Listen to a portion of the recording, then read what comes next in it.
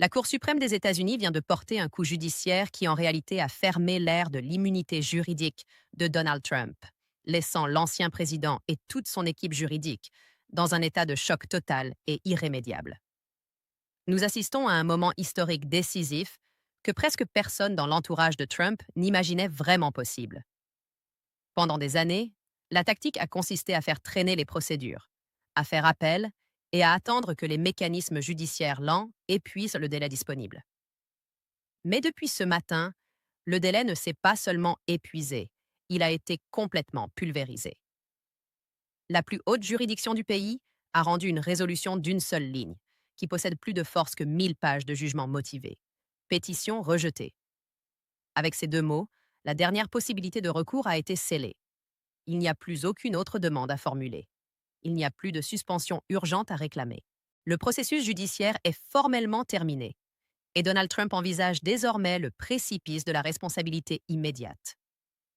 Avant d'examiner le mécanisme dévastateur de ce verdict définitif et de détailler pourquoi les sources indiquent que Trump est plongé dans une panique absolue à Mar-a-Lago, prenez un instant pour appuyer sur le bouton d'abonnement, activer les notifications et liker cette vidéo. Si vous cherchez des informations sans censure sur ces affrontements judiciaires, avec des données que les médias traditionnels ont tendance à ignorer, vous êtes au bon endroit. Rejoignez notre communauté en expansion rapide pour ne rater aucune nouveauté alors que commence cette phase extraordinaire d'exécution. Décomposons la configuration de ce jugement désastreux dans une résolution que les experts en droit et les historiens constitutionnels qualifient pas déjà de répudiation la plus significative envers un ancien président dans l'histoire américaine. La Cour suprême a refusé d'entendre l'appel définitif de Trump concernant sa prétention à une immunité présidentielle totale. C'était sa ultime manœuvre désespérée. L'affirmation qu'un président ne peut être jugé pour aucune action réalisée durant son mandat. Les avocats de Trump avaient tout misé sur cette carte.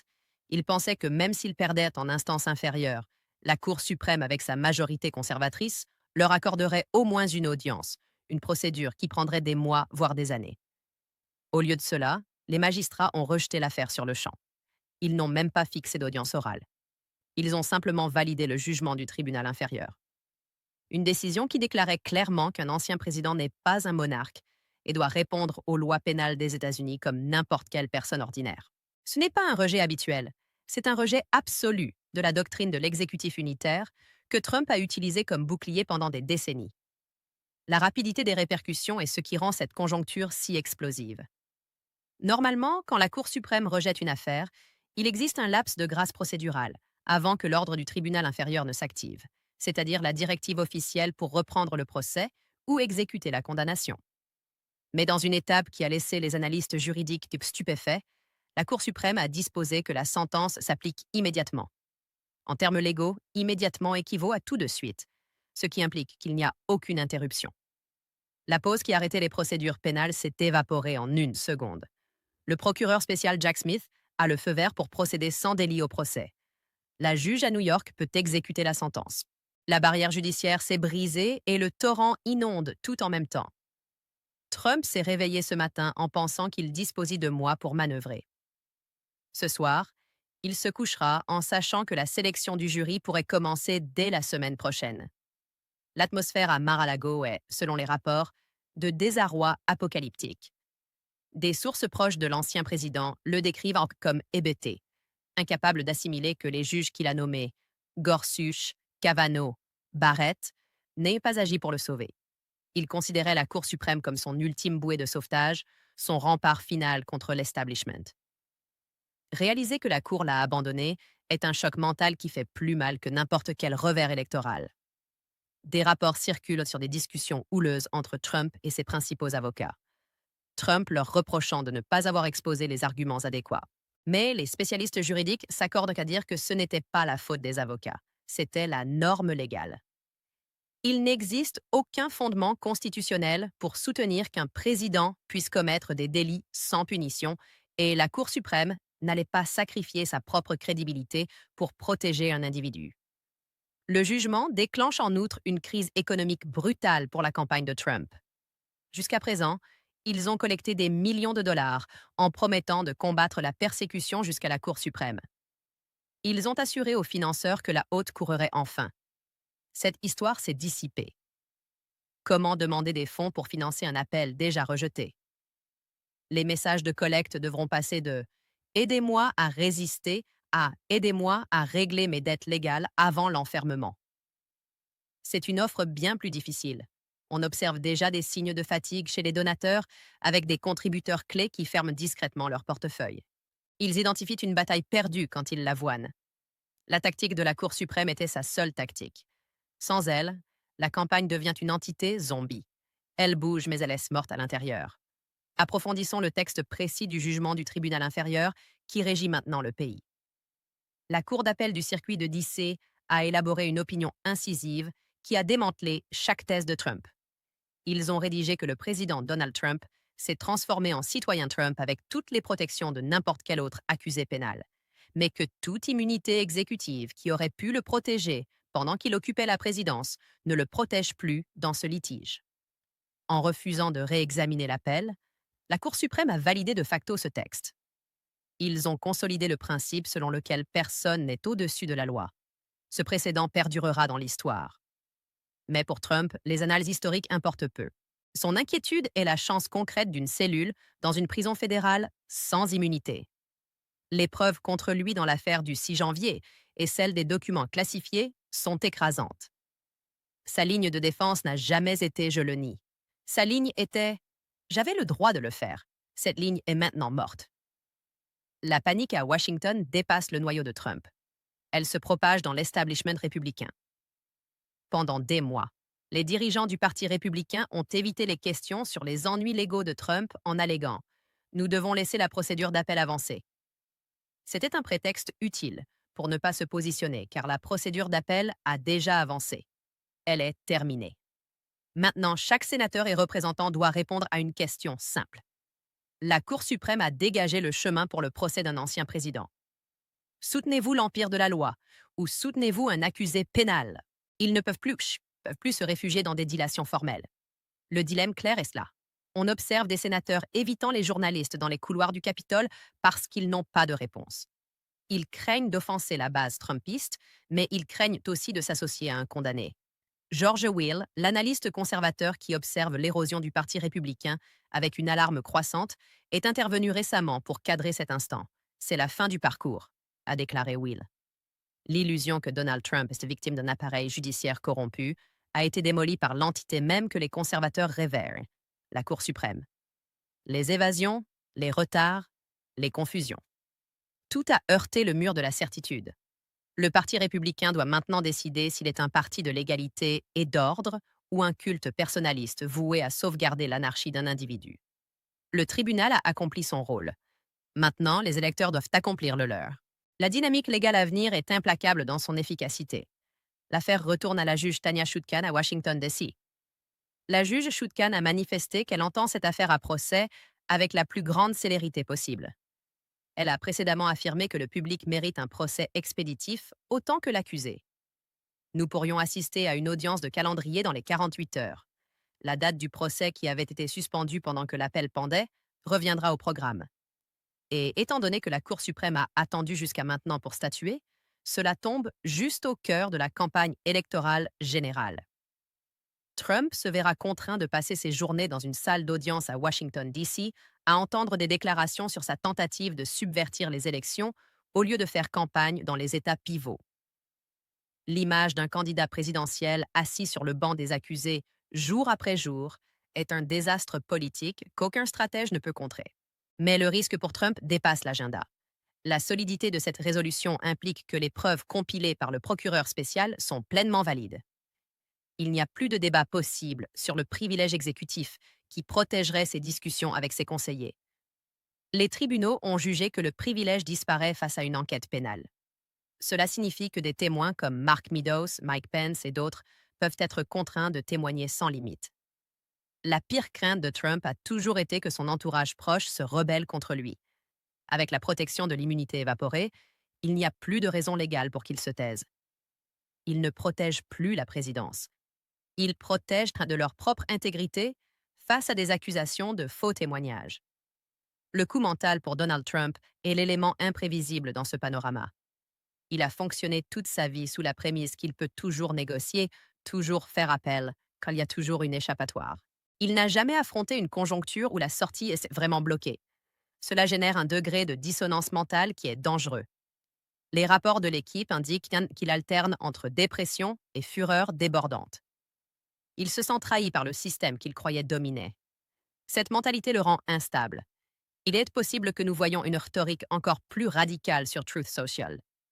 Des attaques contre les juges, contre les procureurs, et peut-être même des appels à des révoltes civiles.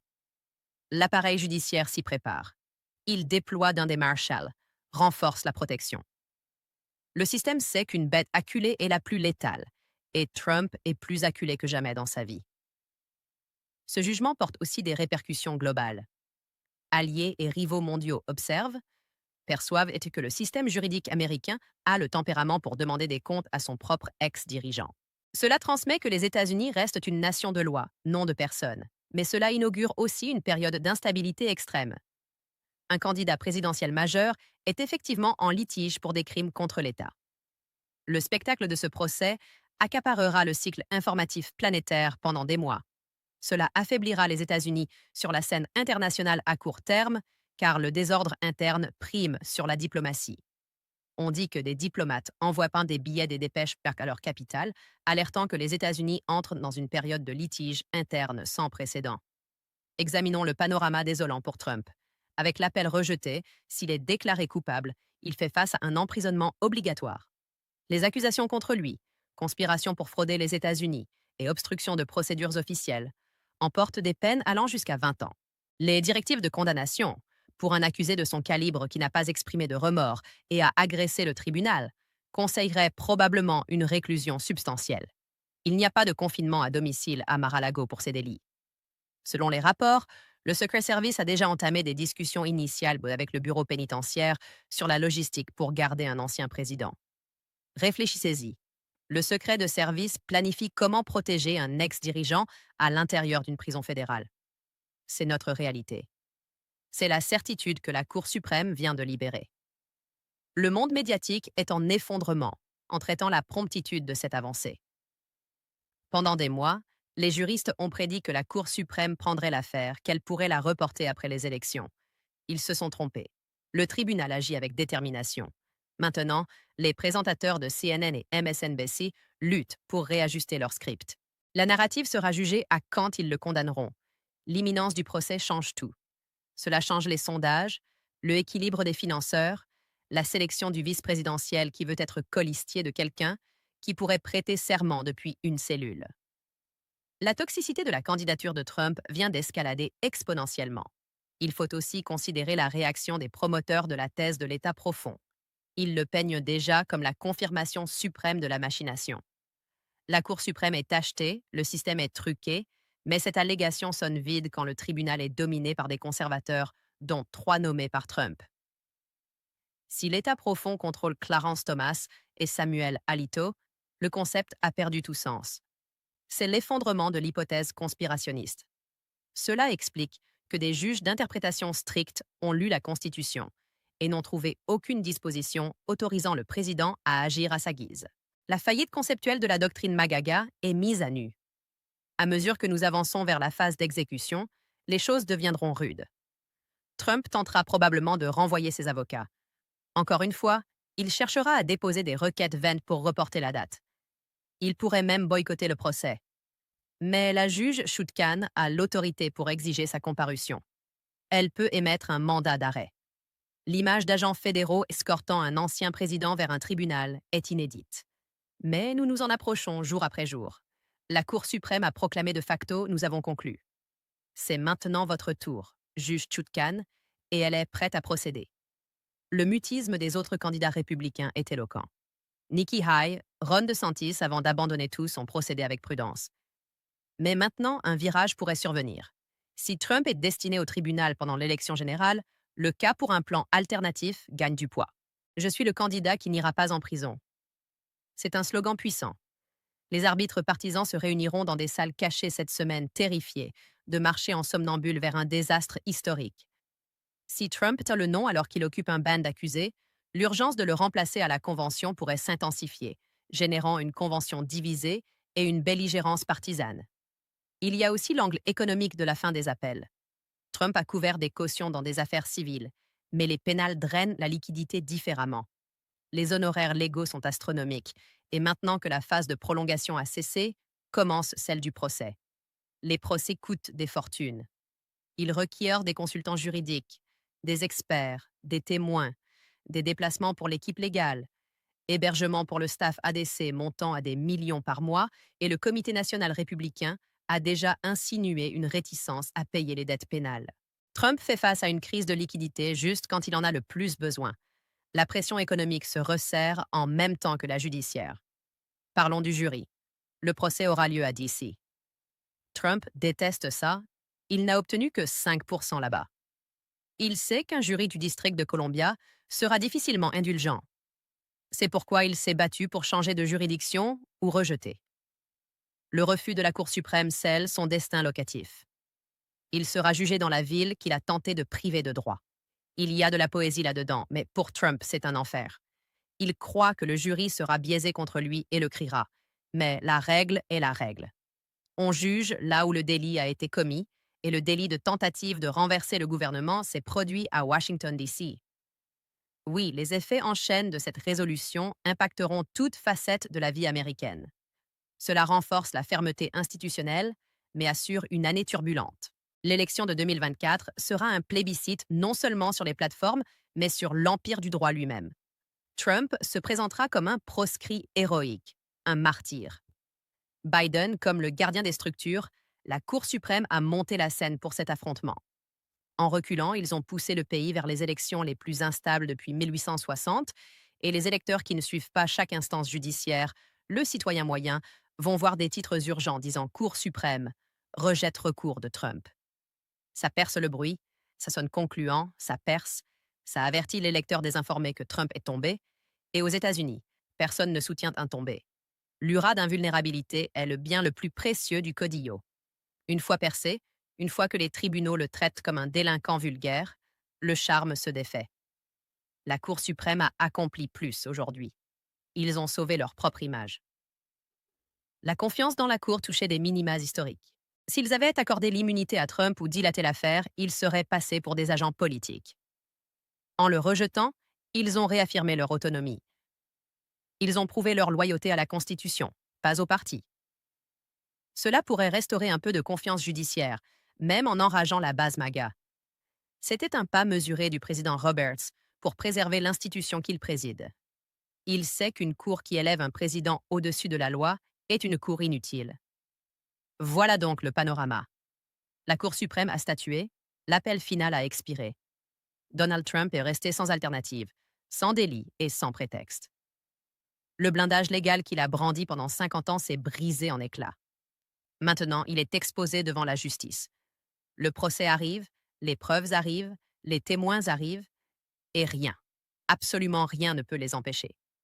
Le système a enfin attrapé l'homme, qui croyait le surpasser pour toujours. C'est l'instant où la vérité affleure.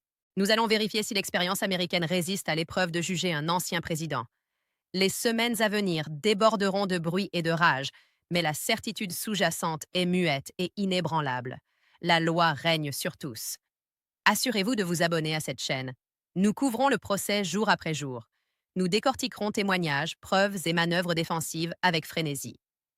Les médias traditionnels donneront des titres « Nous, la certitude ». L'ère de la dilution a été arrêtée. L'ère de la responsabilité a commencé. Ne détournez pas le regard. L'histoire se déroule maintenant. Monsieur.